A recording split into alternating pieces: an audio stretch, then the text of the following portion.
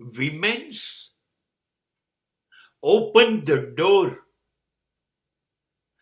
of growth and stability of family's financial aspect. કમાલ સમય આવી ગયો. હવે પેલી રસોડાની રાણીવાળી વાર્તાઓ ભૂલી જાઓ. નારી તું અબા નારી ના ના ના. હવે કોઈ નારી અબા નથી. હવે બધી નારીઓ સબર. હવે દરેક નારી એને પ્રોજેક્ટ સ્ત્રીએ કરી કાઢ્યું છે. ખભે ખભા મિલાવવા છે. તમારી જોડે ચાલવું છે. તમે દોડો તો મારે દોડવું છે. બહુ જ સરસ જીવવા માટે જે મદદ મારી જોઈએ મારા તરફથી છે. હું બેસી નહીં રહું. હું સિરિયલો જોઈશ,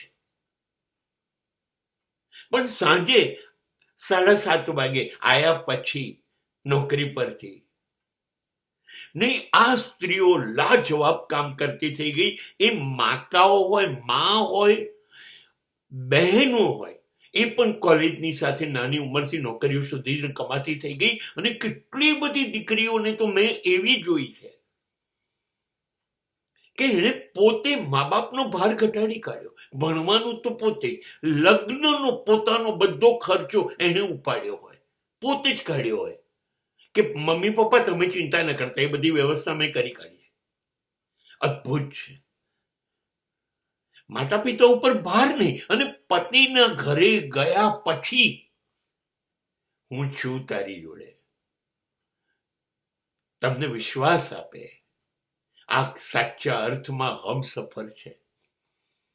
એ નોકરી પર જોડાઈ જશે, ઘરની જવાબદારી પણ ઉપાડશે, સામાજિક જવાબદારી પણ ઉપાડશે. પણ બીજો છેડો કુટુંબનો કરંટ મારતો થઈ ગયો. એકલો પુરુષ કમાય એવું નહીં, હું પણ છું જોડે. બે ભેગા થઈને બહુ સારું મકાન લઈને એનો હપ્તો ભરીશું. બે ભેગા થઈને ગાડીના હપ્તા ભરીશું. બંને જણની જુદી ગાડી. બંને જણા બહુ જ સરસ રીતે બાળકોને ઉછેરીશું. બાળકોને કોઈ કમી નહીં થાય. ઘર બહુ અદ્ભુત બનાવીશું.